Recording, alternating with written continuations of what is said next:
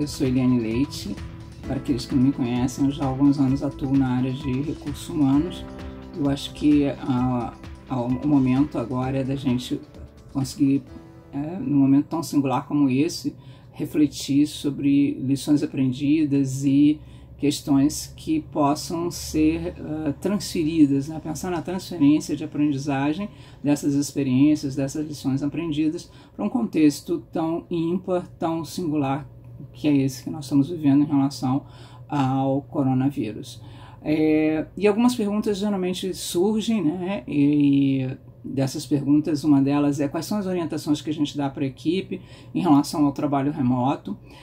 Na minha opinião, eu penso que não seja uma questão de criar uma lista de as coisas mais importantes que você tem que pensar na orientação. Por que razão que eu falo isso? Porque, claro que já existem algumas práticas para o trabalho remoto, que já se viraram rotina para aquelas empresas que ainda não se valem dessa prática, elas têm um caminho a percorrer, mas obviamente elas já percorrem um caminho bem pavimentado, porque outras organizações deixaram experiências e boas práticas. Então eu acho que essa parte não é essa rotina, as questões que envolvem o trabalho remoto, elas não acho que sejam as mais importantes. Eu acho que além dessas rotinas, eu acho que a gente tem que considerar que a gente está vivendo essa singulação, essa situação singular, e que a gente tem que pensar em possíveis cenários, que muitas das vezes fundamentos da gestão de crises e de comportamento humano, eles podem e devem ser utilizados, mas eu acho que mesmo assim eles podem não ser suficientes, considerando uma série de outras questões. Um outro ponto que eu observo, né, para que a gente possa ter orientações que de fato venham a se configurar e dar sentido a todo esse trabalho remoto, é que cada empresa tem sua cultura, a gente não pode esquecer. Então daí uma lista pasteurizada também não se justificaria. Pode ser arriscado nesse momento a gente achar já que sabe tudo, então eu já tenho uma lista pronta. Então, ao contrário, eu acho que a gente tem que pensar que esse conjunto de ações é um ser vivo em movimento. Esse conjunto de ações ele pode ser a todo momento complementado, alterado, com o desenrolar dessa situação. Se eu tenho um contexto que pode se transformar a qualquer momento, eu preciso tratá-lo não como, olha, está aqui uma lista de coisas, mas evidentemente reavaliar essas questões a todo momento. Qual é a frequência? Não sei, mas eu acho que é preciso que a gente pense em uma forma de executar que seja simples, fácil e rápida. E eu acho que uma experiência que me traz, me parece muito eficiente, é a gente criar um grupo de trabalho, que seja multifuncional e hierarquicamente transversal, com uma governança estabelecida e que esteja preocupado especificamente, primeiro, analisar periodicamente o contexto, e rever as necessidades a cada fase, rever essas orientações a cada fase. Tudo a seu tempo, e a gente, cada etapa vai se configurar como pano de fundo para uma próxima etapa. A segunda questão é estabelecer uma comunicação. A gente muitas das vezes subestima a comunicação, acha que só a área de comunicação tem um papel, mas é muito importante que a gente esteja muito atento como é que essas questões vão chegar, especialmente que não esquecer que comunicação é uma via de duas mãos. Então eu tenho que ouvir e acolher.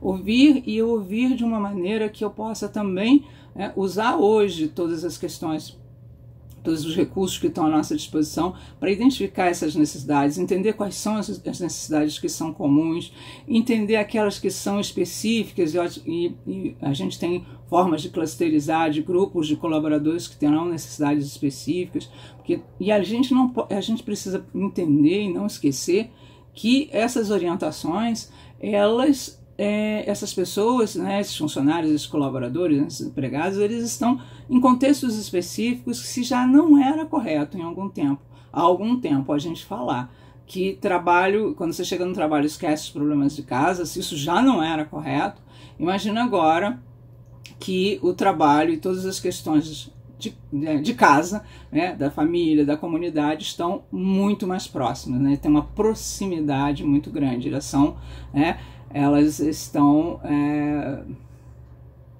uma ao lado da outra, então é impossível que a gente não entenda essas orientações considerando todas essas questões, o que pode estar ocorrendo na dinâmica do dia a dia, nesses contextos familiares, da comunidade, enfim, a gente precisa estar atento a isso.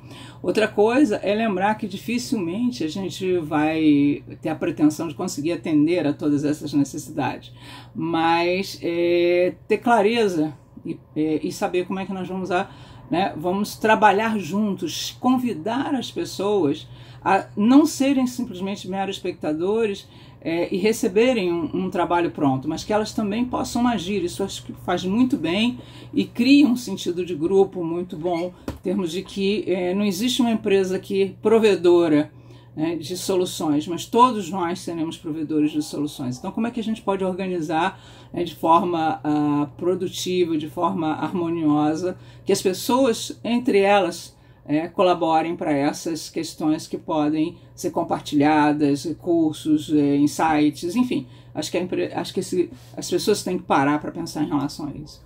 Outra coisa é não esquecer que, entre essas orientações, a gente não pode esquecer de envolver os recursos de saúde, e segurança e qualidade de vida no trabalho, nas empresas, pensando na saúde em termos globais, a saúde da organização, das pessoas, dos indivíduos, e não esquecer também das questões da saúde emocional, que nesse momento a gente não pode negar que estamos tendo uma carga extra de estresse e que isso pode gerar sequelas tão ou mais graves que o próprio vírus.